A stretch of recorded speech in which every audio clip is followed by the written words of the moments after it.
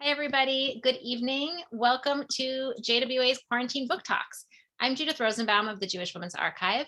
Really glad to be here with all of you tonight for the final session of our winter series. But don't worry, there are many more virtual programs from JWA coming your way. So we're not saying goodbye.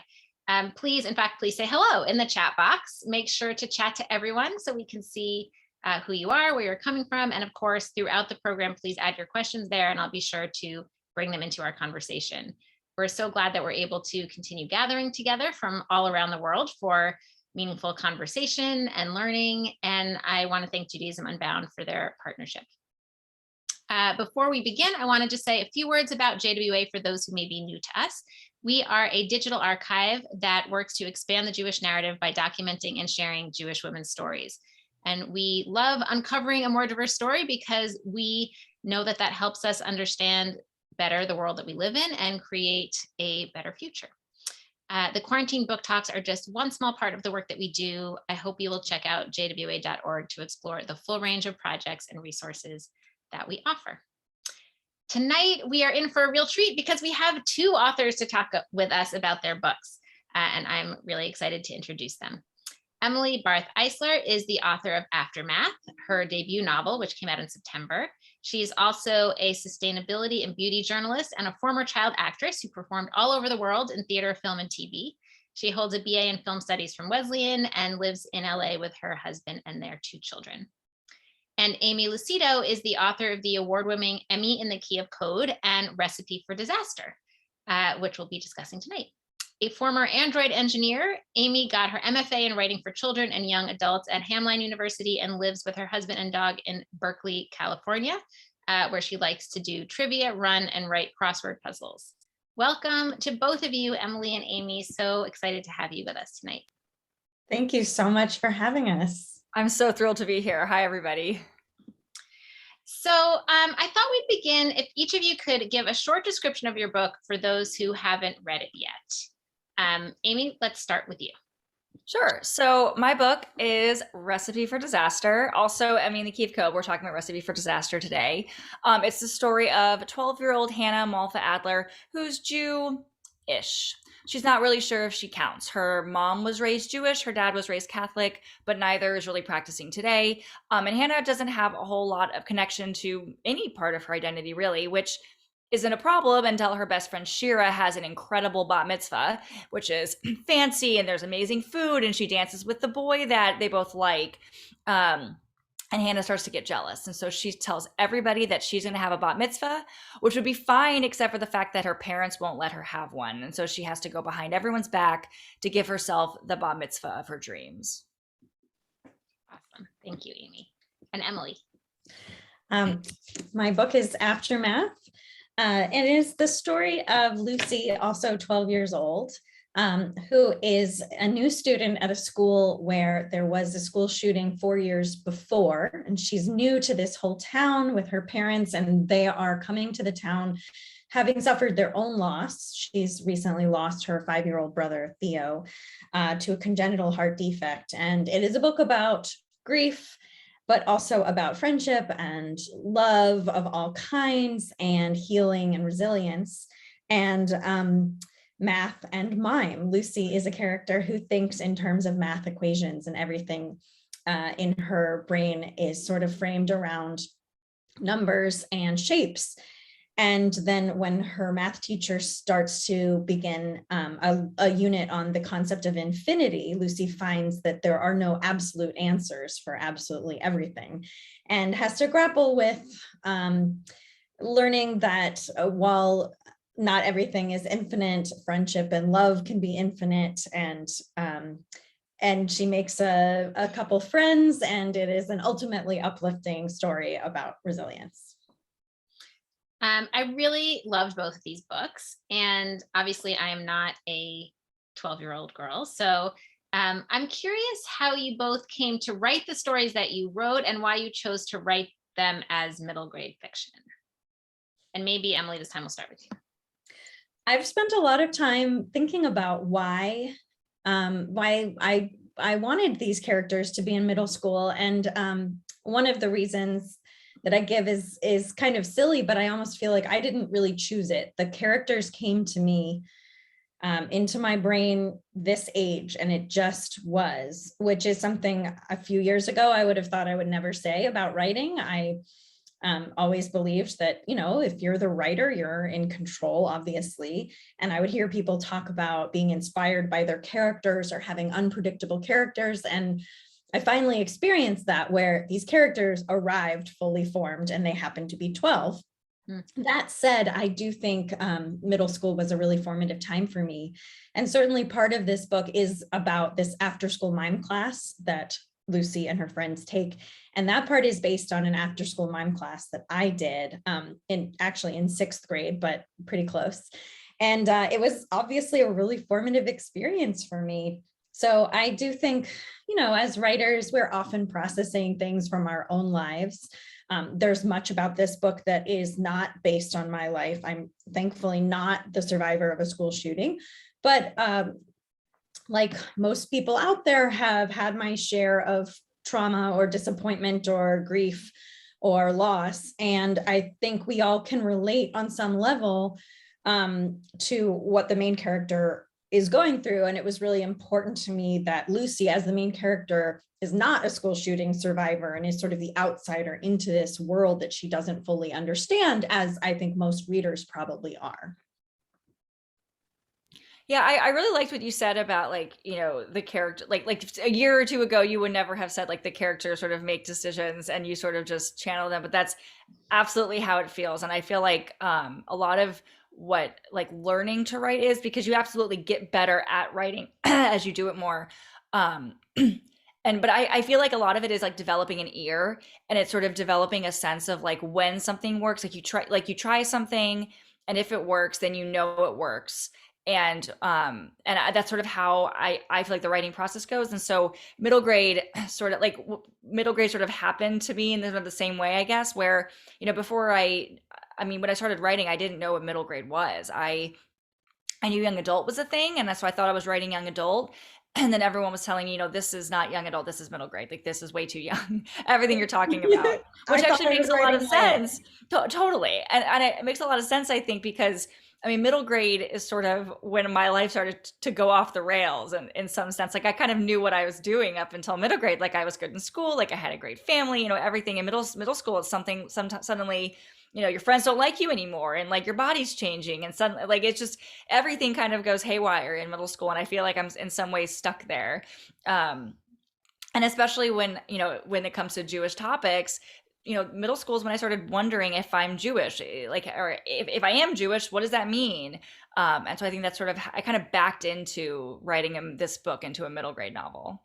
Yeah, it's this incredibly formative time that I think a lot of people sort of want to discount, because I can't tell you how many people I speak to, parents, teachers, everybody who say, oh, middle school was the worst. Nobody likes middle school.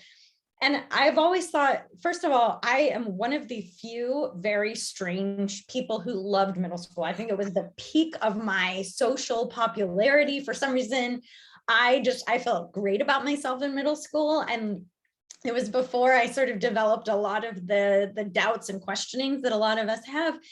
And for me, it was a really charmed time. I think a lot of it, and another reason I wanted to write this book, is that I had a really amazing teacher in middle school who totally saw me and got me and said, you're a writer, you need to do this. And so obviously that's part of it. It happens, it depends on who you meet and who's in your life at that time.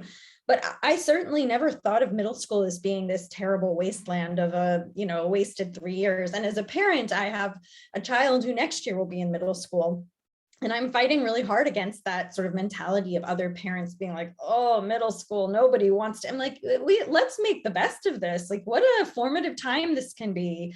And, what an opportunity. I loved middle school. I hope that's still possible. And when did you ever read more than middle school also? I like that. I read so much in middle school. Yeah, it is definitely a time of intense curiosity. And also, I was raised before the internet was available, certainly when I was in middle school, and it, sort of came into my life late high school. But books were the one and only portal to the outside world for me in middle school. If you were curious about something and you didn't really know who to ask or feel comfortable talking to somebody about it, that you went to the library and you got a book, and that was everything. It is such a liminal time, and a time when you're grappling with the big questions for the first time, I think, and so there's just so much that's happening. And one of the things that struck me in both of your books, and we'll get more into I'd actually want to hear each of you read a little bit so that people can get a taste of them. But one of the things that I was really struck by in both of your books is that it feels a little bit like the adults are kind of oblivious on some level. Not all of them. Obviously, there's key, sort of grounding people in each book. I would say particularly the grandmother in Recipe for Disaster and the teacher in Aftermath. But, in both, I would say the parents are really caught up in their own dramas and don't really totally see what's happening with their kid, or have great, it's not like they're coping very well with the challenges that they are dealing with. And so I was curious about, for both of you, your decisions to kind of to construct things that way, that whether that was kind of a theme that you pursued intentionally, or whether it's more that you kind of need that to happen to drive the plot because the girl herself has to be the one who's kind of figuring things out. It's definitely partly plot driven, I think. But I mean, in the case of Recipe for Disaster, a lot of the story is based on my own life growing up. And obviously it's dramatized and fictionalized. My parents were probably considerably more understanding, I think, than the parents in the story. But, growing up, if I said I was Jewish, my dad would be like, no, you're not. Like, what does that mean? You don't go to temple. We don't celebrate any holidays. You want to be Jewish? Okay, it's Yom Kippur coming up. You going to fast?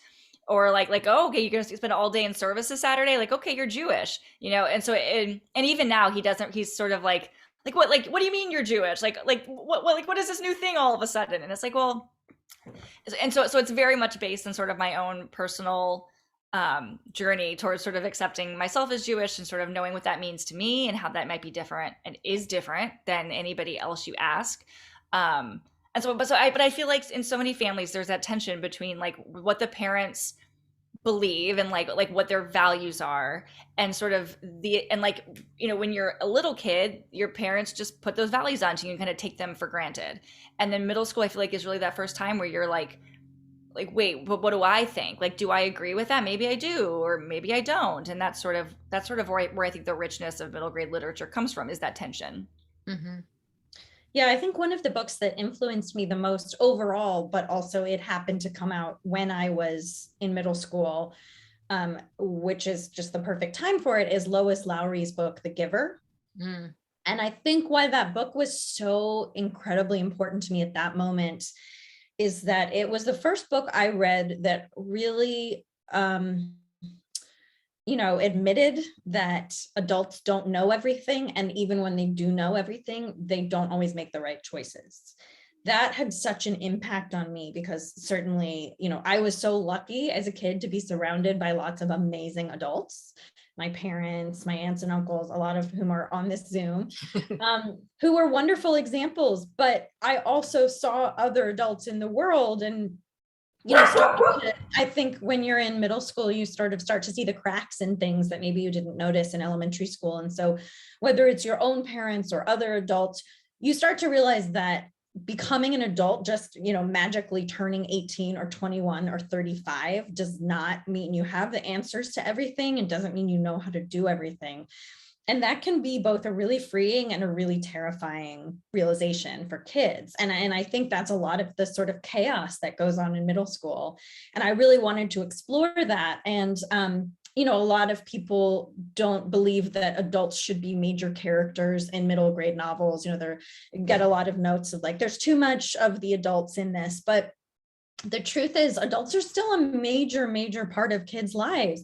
Kids can't drive. They're not going anywhere by themselves. They don't have, disposable income for the most part. They need the adults in their lives. And so it was important to me to find a way to tell a story that showed kind of all of the different aspects of the adult-child relationship as it evolves, as it changes, as the child reaches this awareness. And certainly in Aftermath, there's the very overt example.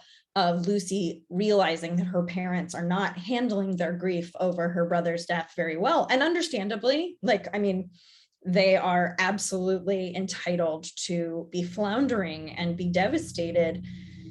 But as we've all learned during the pandemic, it is really hard to parent and work and figure out how to navigate, a global disaster. And, at times we all do better than others. And, there are good days and bad days. And so it's interesting to now see that unfold the past 2 years. Something I didn't even anticipate when I was writing the book, that we would all have a little bit of experience in what it's like to handle a crisis. Yeah, I mean, parents need to be fully fleshed out characters, just like the kids. And I think, as I become more and more an adult, like, when I was first when I first started writing, I like barely qualified as an adult, if I even did. But like, as you get older, you sort of realize like that, like, your parents were the same as you were.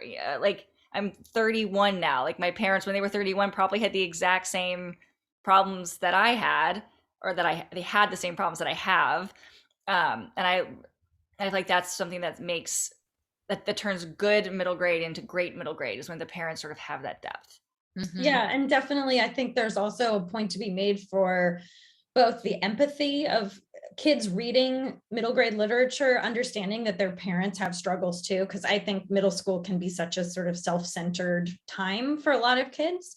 And so to work in the concept that parents, teachers, grandparents, adults have their own aspirations and dreams and struggles, but then also to show the fallibility and the imperfect, we all make mistakes, whether we're 12 or 50 or anything. And not just that happens, but the kid realizing that happens and offering some compassion.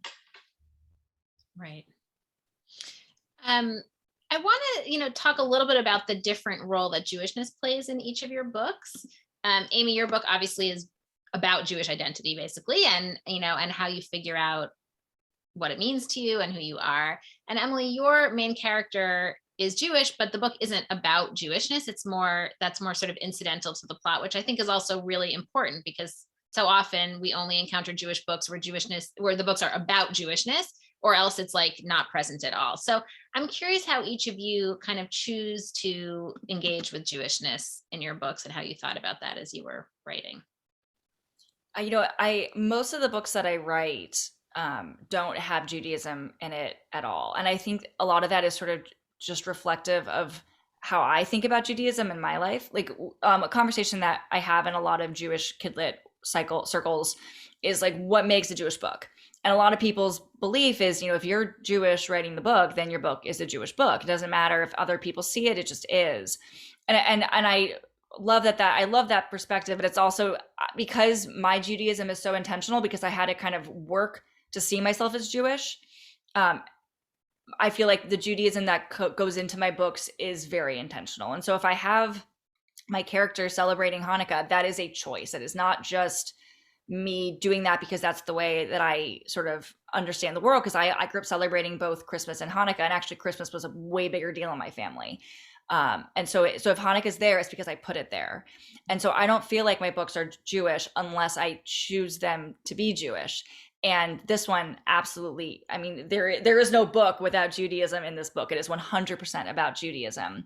But that is definitely not the case for my other books. Like, if you read my first book, and actually my third book was just announced like recently, and there's no Judaism whatsoever. I mean, I'm sure if you like really looked for it, you could find it, because like I'm still the writer. But it's not there in either of them intentionally. Yeah, I really relate to and understand a lot of what you just said, because I often feel like my books are Jewish by virtue of me being Jewish and having had a different experience from it. Sounds like yours, where I was raised without a doubt that was a significant part of my identity, and continued to feel that way, that I couldn't help but write a Jewish book. And yet, as a Jewish tween kid, very rarely saw myself represented in a book, because Judaism was always a very important part of my life growing up, but it wasn't the only part. And I felt like the books I read were either it was 0 or 100, and there was nothing in the middle. And if religion wasn't mentioned at all, the default assumption was Christianity, which always kind of bothered me. I also in middle school was lucky enough to have this incredibly diverse group of friends. I had a friend who was Persian, a friend who was Indian. You know, I saw all of these cultures around me, and it was really amazing and eye-opening. And then I would read books, and there was no description because the author just assumed that, like, of course, everybody was just white.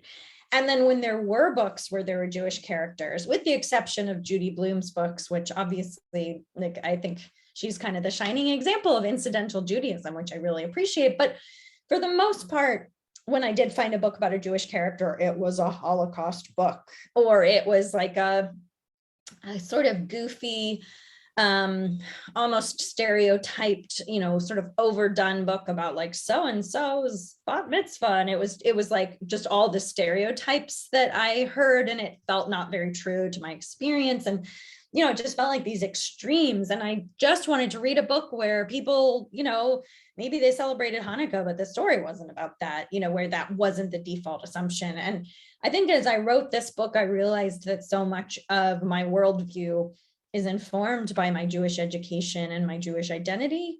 And so, of course, there's more Judaism in the book than maybe I even meant to put in, just by virtue of the way that my brain, you know, thinks about things. And certainly since this book deals with loss and death and questioning, there are some really inherently Jewish themes that I think Jews reading it will see, and non-Jews reading it will, you know, either pick up on it from their own perspectives or not necessarily pick up on it and be able to infuse their own identity onto it. So but it was really important to me intentionally to have, you know, an incidentally Jewish book. Are there particular things that either of you would like to see happening in kids' literature around Jewish representation?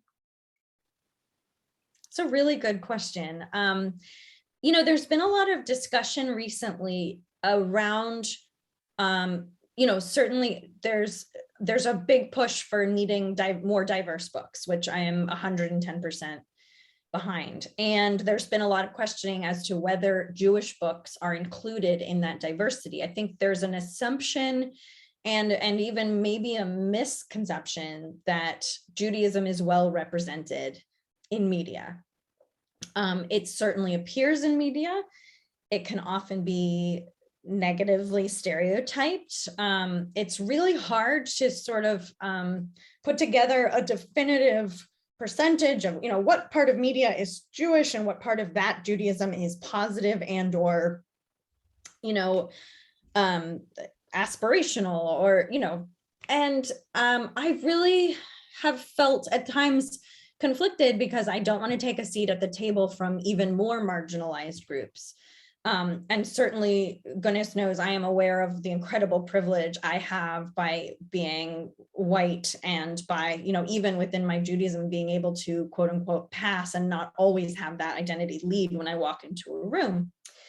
But at the same time, as there are more and more acts of violence towards Jews, and the Anti-Defamation League has compiled some statistic that I don't know off the top of my head, but where, you know, for a tiny percent of the population, we're unfortunately the targets of a huge disproportionate number of, you know, threats and hate crimes. And so I've really gone back and forth about what is the appropriate place for Judaism in children's literature so that we have a seat at the table, but we're not taking more than our share of seats at the table. And that's something I don't have an answer yet, but it's part of the discussion. And I'm trying really hard to also make sure that we keep bringing it up and, you know, appreciate our privilege, but not take it for granted. Right. Yeah, and I absolutely agree with that. I think sort of like the diversity question is so prevalent in so many people's minds, I think. And another one way that I think about it a lot is like, I want to make sure that I'm showing different ways of being Jewish in my work. And so, I mean, one of the characters in the book she's Guatemalan. she is Jewish. She is Jewish in an atypical way.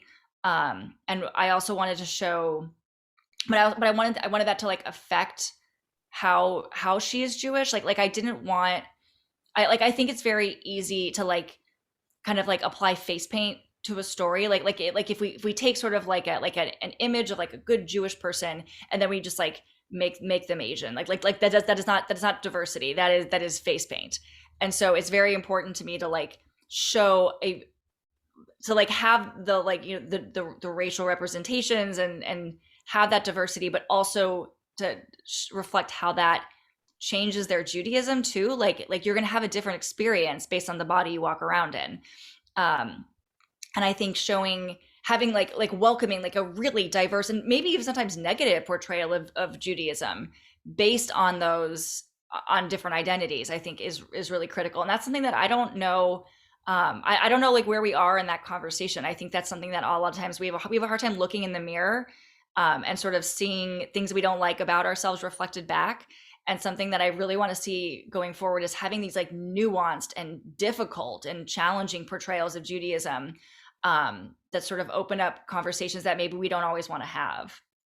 Right. Well, because it's also like literature isn't just there to like represent, it's there as art. And so that means it's going to be messy and open up big questions. If it's done well, it's messy and it opens up big questions, right? Yeah. And so, you know, if we think about the literature that we're creating and that depict Jews and Jewishness in various ways as sort of needing to be a quote unquote good representation or not depict the hard stuff, then that's going to really limit. Not truthful. It's not truthful. It can't be good literature, basically. Yeah. But it's definitely something that I've been facing as this book enters the world and as people start reading it. As some people, you know, read the book and they don't like that my main character makes mistakes. And like when she's dealing with the friend, her name is V, who's Guatemalan and Jewish, you know, she makes mistakes. She says things that she like later on regrets, but like at the time she doesn't regret them. Like at the time she thinks that she's saying the right thing. Sometimes some of these people reading it are like, I didn't like that she did this, you made this misstep. And it's like, well, I'm telling you right now, there are kids making that misstep left and right. There are adults making that misstep left and right. And we need to show like what is the logic behind that misstep, and like how does one, you know, what path does one take to learn how to take the right step next time. But it's something that's sort of, I'm noticing as like people start to read my book, is not everyone likes some of the more negative portrayals of the characters, just because they're humans and they make mistakes, and not everyone is okay with that. And I really hope that, like, what I want to see, I want to see more examples of Jews making mistakes. Like, not every Jew needs to be a perfect Jew all the time, you know. And like I want, like, and the more options we have within literature, the more people can feel free to sort of show flaws in their characters and not feel like they're representing all Jewish people, you know, for all of time. That's such a good point. I think to get to the point where we're not constantly holding our breath and walking on eggshells, that our representation of Judaism might be the only one that a reader ever sees, and thus it must be perfect and exemplify absolutely every aspect of what is important to us when it comes to Judaism, only comes from there being a diverse range. You know, we talk about needing diverse books, but we also need diversity within Judaism. And, you know, I think for that, we all have a responsibility to lift up other Jewish writers, because there is certainly a huge push in all of publishing, but particularly in children's publishing right now, for what used to be called own voices, but we're not saying that anymore, apparently. And I don't know what we are saying. It's, the language is always changing. But the idea of telling, you know, being able to only tell one's own story, not telling somebody else's story. And I always find that pretty frustrating as a writer who, you know, there has to be more than one character in my book, and thus my characters cannot be a monolith. And I want to show diversity. I don't want to tell somebody else's story. It's a really fine line in terms of how to use this platform that we have, which is such a gift and such a privilege, to, you know, shine a light on other people, but not take their light, and not tell their story, but maybe, you know. And as somebody with a background in journalism too, I often feel like if I do the research and I, you know, I'm trying to do the best job that I can in telling somebody else's story, that's the job of a journalist. And I think this is something that publishing overall is really grappling with, of where all of those boundaries are. And it's good. It's great. We're all having these conversations. I'm sure along the way, there will be many ups and downs. For sure. Well, let's maybe dig into your books a little bit so people can get a little taste of them. Aimee, do you want to start by reading us a little excerpt? Sure. Okay, so I'm going to read a scene from it's very early on. It's at so Hannah is at her best friend Shira's bat mitzvah, and again, Hannah doesn't have a whole lot of experience with being in temple, but she does have a sort of Jewish identity, kind of like mine. And so this is what happens when she starts to watch Shira's bat mitzvah. The first part of Shira's bat mitzvah is the ceremony. It's the part she refers to as kind of boring and really scary. Boring because it's 2 hours long and mostly in Hebrew, and scary because she's leading the whole thing on a stage in front of pretty much everybody she knows. But if she can get through it all without passing out from stage fright, that's when we get to the fun part, her party. Shira and her rabbi walk up to the podium and the room grows quiet.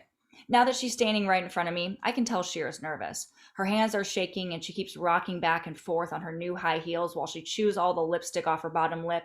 So when she looks my way, I catch her eye.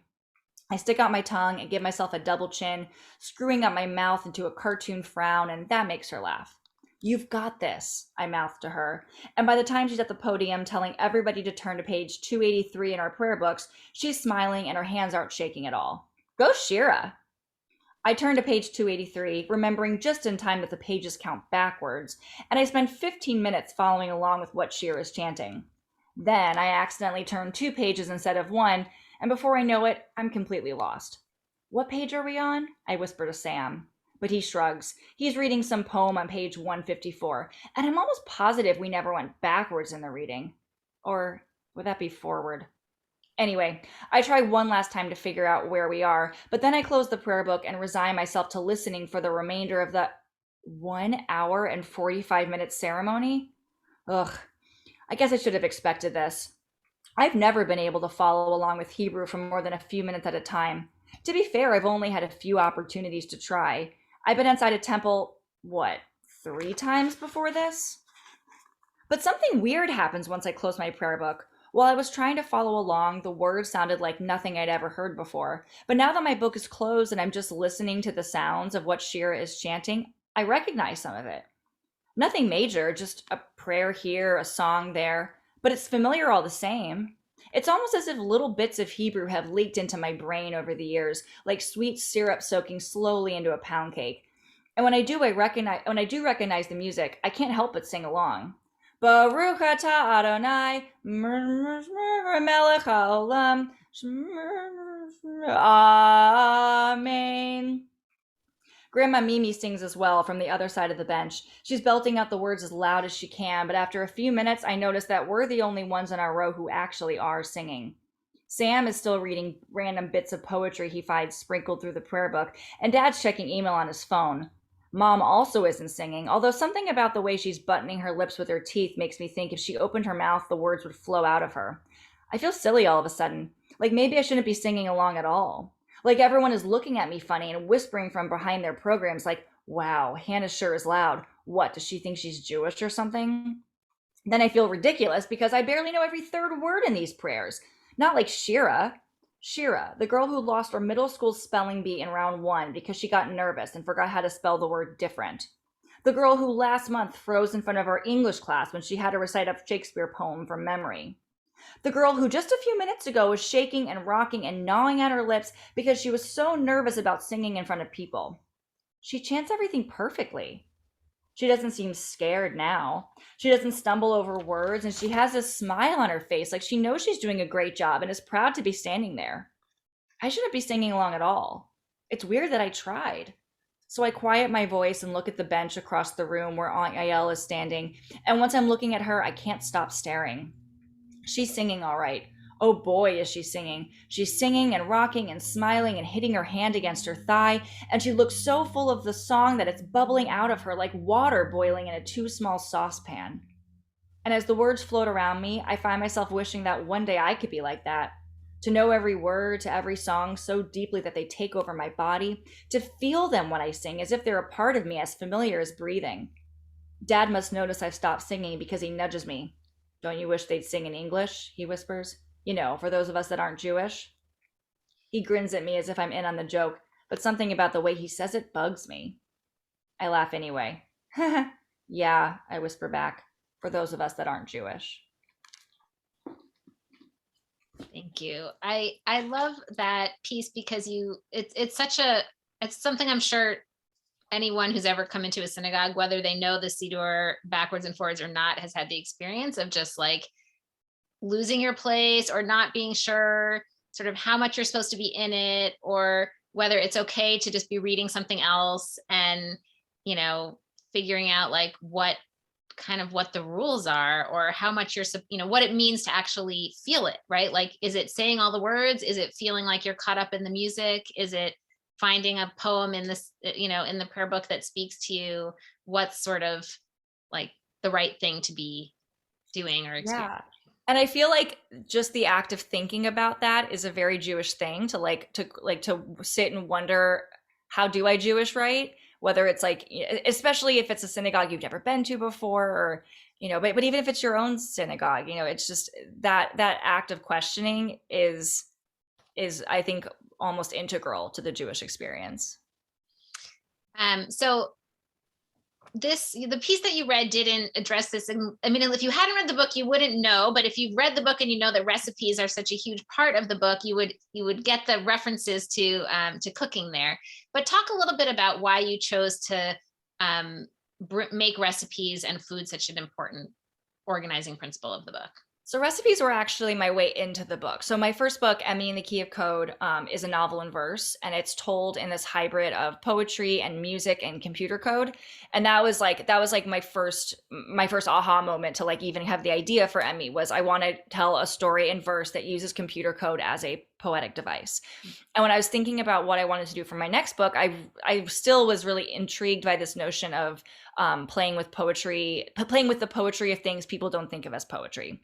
And when I was thinking of what other like non-poetic devices I could use as poetic devices, the first one I came up with was recipes. And the second one I actually came up with was crossword puzzles. And the book that was just announced actually uses crossword puzzles as a poetic device. But with recipe, I was, my first thing was I want to write a book that uses recipes as a poetic device. And when I started thinking about recipes and just sort of what was interesting about recipes to me, I couldn't extricate my Jewish background from recipes, because so many of the most important recipes to me were, Passover food or latkes, or just, the foods that we kind of eat on these cyclical cycles that we, the things we eat every year that become tradition. And to me, those are mostly Jewish foods. And, what would a 13-year-old kid be dealing with who is in a Jewish family? Bat mitzvah season or bar mitzvah season. And so I kind of feel like I backed into it in a way. But because so much of my Jewish upbringing, what Jewish upbringing I had, however small, was food centric. And sort of we think about, like we hear the phrase like bagel and lox Jew, and we kind of say it like this derogatory way, but I don't see anything wrong with being a bagel and lox Jew. Like so much of Judaism is food based. Like we fast in Yom Kippur, we, eat apples and honey in Rosh Hashanah. Like the Passover Seder is, it's all food. Like, and we wash our hands twice before a Passover Seder, once before like the ceremony part and once before the meal, because the meal is a ceremony. And so I really wanted to bring out this notion of there's nothing wrong with having your main entryway into Judaism being food. And actually the food has been my entryway into learning more about Judaism. And it's actually been, it's been a Judaism expander, not a Judaism shrinker for me personally. And so I wanted to sort of dig into that as sort of like, and talk about the richness of that. I loved also that the food is both connected to family, because it comes from Grandma Mimi and her big book of what's cooking. And that's sort of the like, family I don't know what the right word is, but it's Yeah. like family Torah sort of that gets passed down. Totally. Oh, I love that you called it a Torah, because I absolutely think of it as the Torah in this book. Like it was a semi intentional, semi unconscious thing to have that be like this recipe book be my character's Torah, because she spends the whole book trying to learn the Torah, but then kind of at the end, you know, the thing that kind of becomes the center point of what ultimately becomes her coming of age ceremony, is the big book of what's cooking. And so I think that's so important. And I think the fact that it is a family heirloom is also critical, because like, what is Judaism if not a way to connect you to family and like your ancestors and sort of your history? And so that's something that was really important to me, was kind of getting that family aspect in there in multiple ways.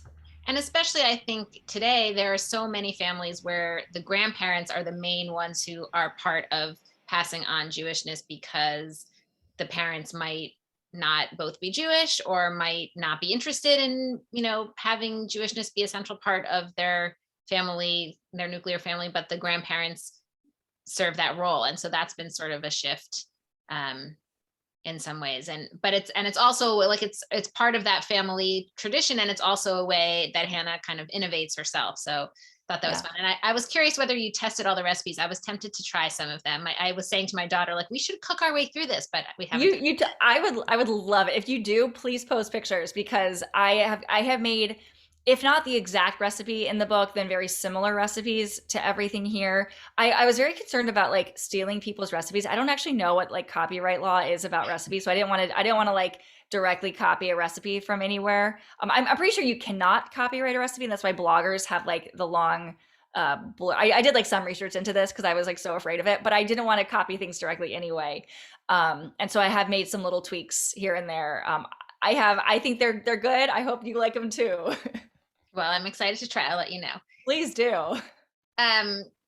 So Emily, I wanted to move on to Aftermath. And, you know, I was thinking about the two books together and thinking about how recipes form this organizing framework for Recipes for Disaster. I was thinking about the way math works in your book and how you start each chapter with, you know, with a math problem that relates. And I was curious, you talked already a little bit about mime and that being something that was important to you growing up. And I was curious about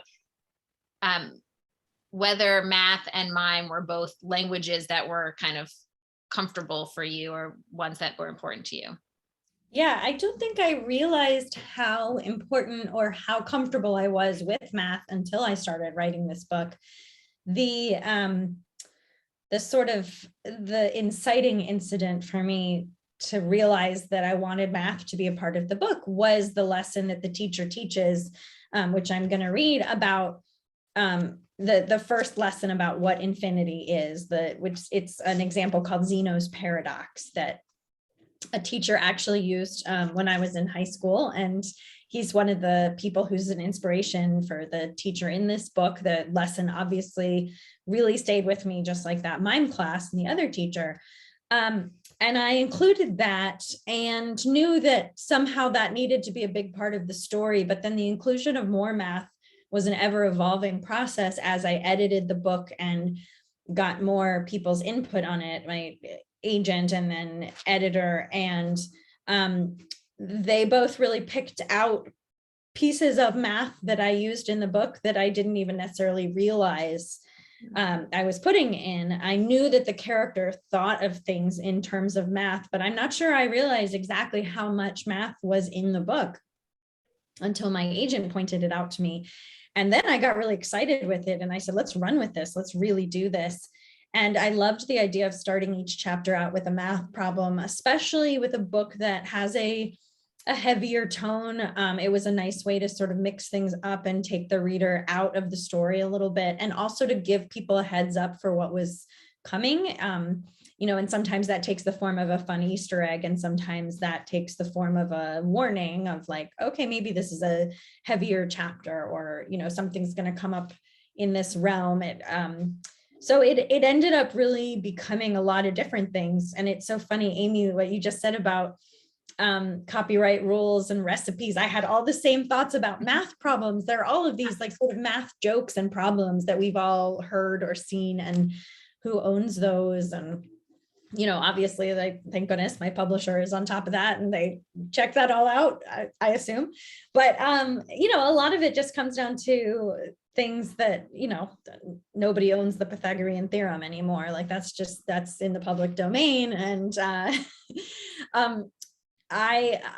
think I always have loved math, but I got deeper and deeper into it as I wrote this book.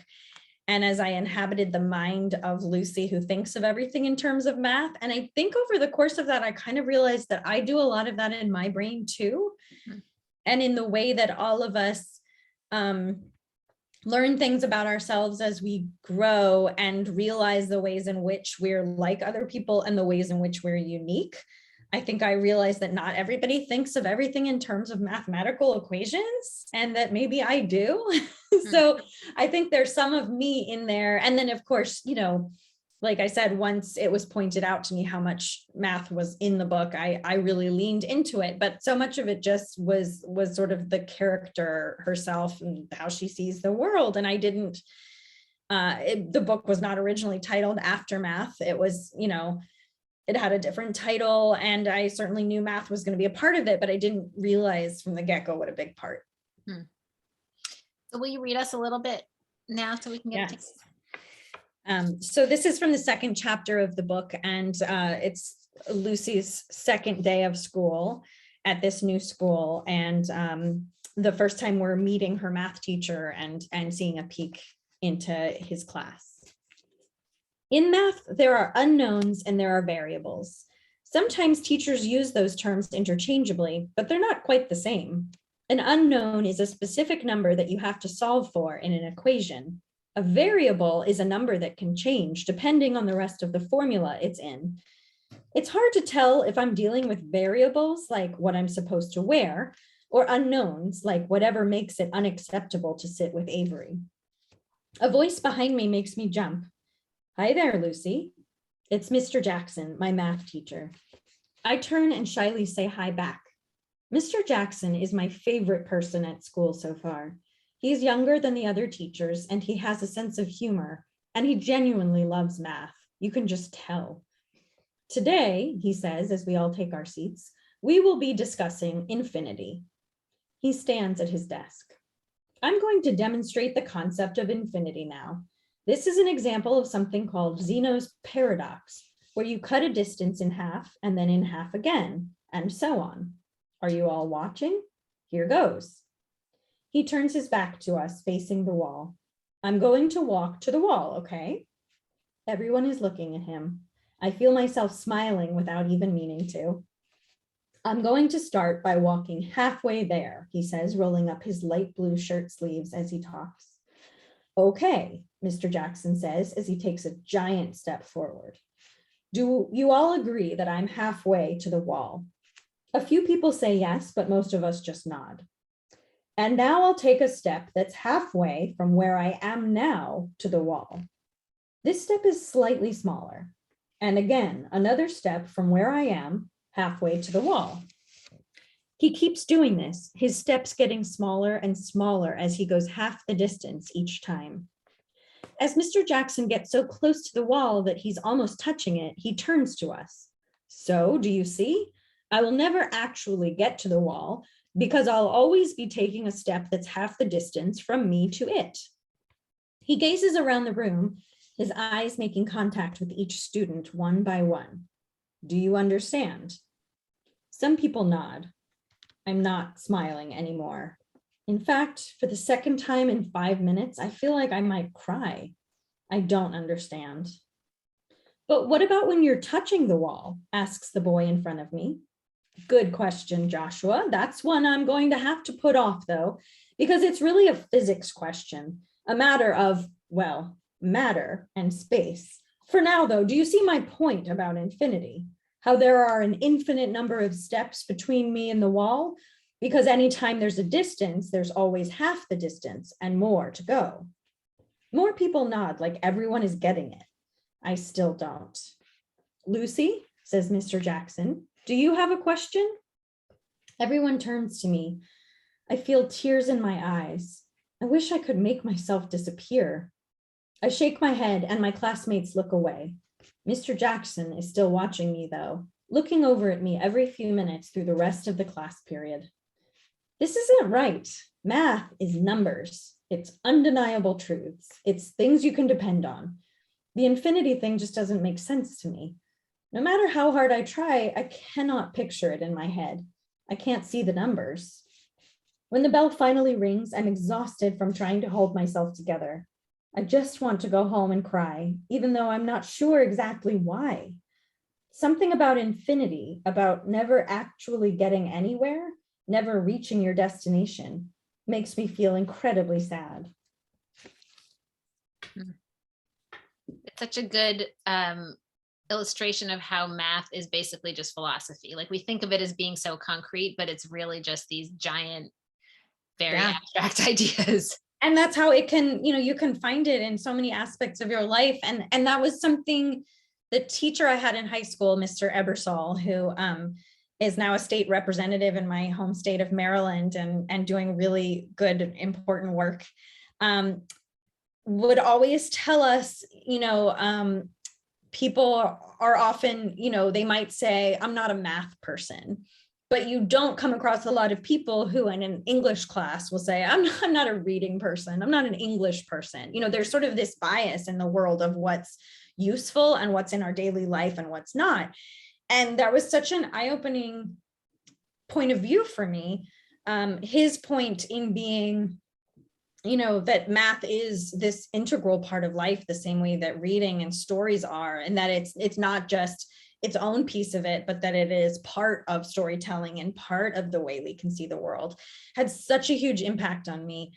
And I really took that with me. And I do think there are different kinds of math, and I loved algebra and geometry and the sort of more concrete math that made so much sense to me and I could see in the world. And when I got into calculus 1 and calculus 2 and it started getting more and more theoretical, I really struggled more with it. And so I think I was kind of able to tap into both aspects of math in this book. There are some things that are really concrete and just really poetic and beautiful. And then there are some things that are a little bit more existential and scary because they are so hard to wrap your head around. I love that you're talking about how like math is kind of just a part of everything. Like that's something that I feel like so often in school we think of education as like silos. Like now it's math class time and now it's science class time and now it's but math and science are so intimately linked and math and reading are so intimately linked in English and that. And and it's a lot like in the key of code, like math and music, math and coding and music, it's the transitive property all over. It's like if math is part of storytelling and storytelling is part of history, then math is part of history. It's sort of that idea. And I remember as a kid, people were always saying, oh, you're so musical, math is part of music. And it took me a really long time to sort of get beyond yes, on a very basic level, a quarter note is worth 1/4 of a measure where there's 4 beats. But it was a long time before I understood sort of the more poetic aspects of the way that math and music intersects. And, I'm not sure, there are not a lot of kids out there. Again, it's sort of like I was saying before, where there's this idea certainly perpetuated by parents and teachers that middle school is so terrible and kids are so, hormonal and weird and grumpy in middle school.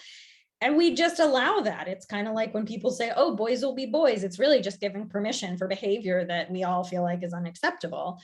And the same thing happens with math, where a lot of people are like, oh, I'm not good at math. I don't understand math. And I'm like, hey, if you cooked this morning, if you used a recipe, you used math. If you like music, you used math. The number of people I had that said the exact same thing, like adults. Like I was like, I'm handing them a book for 11-year-olds, and I'm like, if you have trouble with the math, which by the way, there's like no math in this book, but if you have trouble with it, then like I did not do a good job writing the book. Like you will be fine.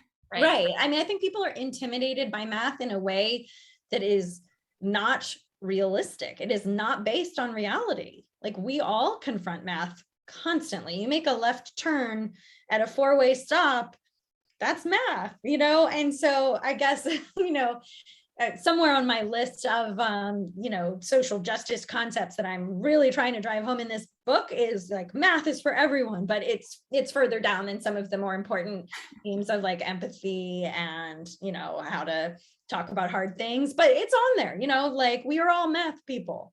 Well, I want to get to that piece. I recognize we have like 1 minute left to talk, and I'm sorry that we don't have more time, but I think that question about how do we talk about hard things, and this question about like this age, like this is an age, I think, where we get scared of a lot of stuff, right? It's like where people start to, especially girls, start to lose self-esteem. It's where people decide they're not a math person, or they somehow shut down in various ways.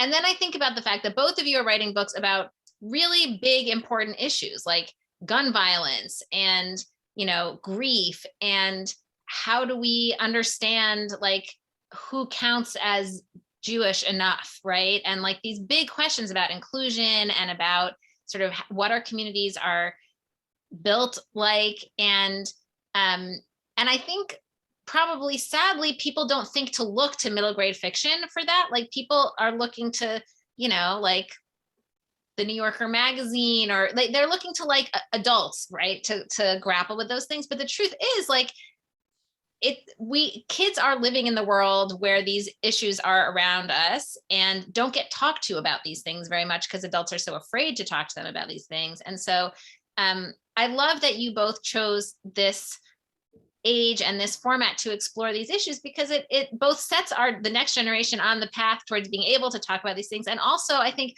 forces a more intergenerational conversation about the really hard stuff. Yeah, I think that's something I didn't appreciate about middle grade fiction until I started writing it, which is that it, even more so than YA, young adult fiction, is really meant to be read by kids and their teachers, or kids and their parents, or kids and the adults in their lives. A lot of YA is really meant to just be read by teenagers and they can process it and talk amongst themselves. YA is that beautiful little point where kids are really developing their own sense of self and their own sense of justice about the world and learning all of these things, but they're still really dependent on their parents for processing the world. And I always say to people, people will be like, oh, you wrote a middle grade book. That's so great. I'll give it to a kid I know. And I'm always like, you could read it too, just because you're older. Than I wouldn't recommend that a 5-year-old read this book, but it's like anyone, 11 and up, there's no cutoff. There doesn't have to be an end point. Or the people who are like, I was so surprised. I love this book, but I'm an adult. It's like, well, right. Yeah, like, I'm an adult and I wrote it. Some depth to it. Yeah. It's like, right. It's like really I'm writing to amuse myself, and I'm an adult, so it has to be amusing to some adults. Right. I mean, when we were going to sell Aftermath, I asked my agent, I was like, do we need to give it a category? Couldn't we just say it's a book? And she very patiently and kindly explained that, like, no, that's not how publishing works. But I do think the readership has been really limited by the fact that books are given this label, and people often think of middle grade as a genre, which is crazy because it's an age range. And a genre is something like it's sci-fi, or it's realistic contemporary, or it's fairy tales, or whatever. A lot of people are like, oh, I don't read middle grade fiction. That's not my genre. And that is incredibly limiting. And I hope we can find ways to encourage readers to not get so, caught in the targeted age range for a book. Well, I certainly hope so too. And I want to thank you both for sharing your stories with us. I hope everybody who is with us in the Zoom room will buy your book and read them. And there's so much to talk about. So I want to thank everyone for being part of this conversation. Thank you for having us. And I feel like that's such an important and wonderful step towards encouraging people of all age ranges to read middle grades. So thank you for bridging that gap for us. Yeah, thank you so much. This was a blast. I love talking about these things with writers, and I had a great time. Thank you for having me. There's so much more to say, so we'll have to have you back another time. But I want to let everyone know that even though this is our last quarantine book talk for a while, we are beginning a whole new set of virtual programs in March, a new history course on women in the rabbinate. For those of you who don't know, 2022 is the 50th anniversary of the ordination of Sally Priesand, who's the first woman rabbi in America and the first woman rabbi ordained by a seminary. And we will be talking with Rabbi Priesand as well as others about some of the pioneering women in the rabbinate and their forebears. So that's going to be fun. On the topic, also, this is a good hook with Aimee's book on the topic of bat mitzvah. This year, we're also celebrating the 100th anniversary of the bat mitzvah. And actually, I loved the little part where Grandma Mimi was complaining about how she didn't get to have a bat mitzvah. And, you know, so that generational piece is really important. JWA is co-sponsoring an event on Thursday, March 17th at 7 p.m. to mark that anniversary. And that Shabbat, which is March 18th and 19th, is a national Shabbat that we're planning for the anniversary of Bat Mitzvah in partnership with SAJ, which is the home of the first Bat Mitzvah. We've put together many resources to help communities around the world celebrate. You can find them on our website or at the website batmitzvah100.org, which redirects to our website. Finally, if you've enjoyed these programs over the last month or the last 2 years, please consider supporting our quarantine book talks with a donation, and there's a link in the chat. And I hope to see many of you on March 2nd. Note that it's a Wednesday night. We're breaking for the first session of our Women and Rabbis course because Sally Priesen wasn't available on Thursday. We will be having our session on Wednesday night, but after that it's Thursday. So that's my spiel. Until next time, be well and good night. And it was wonderful to see everybody. Thank you. Bye.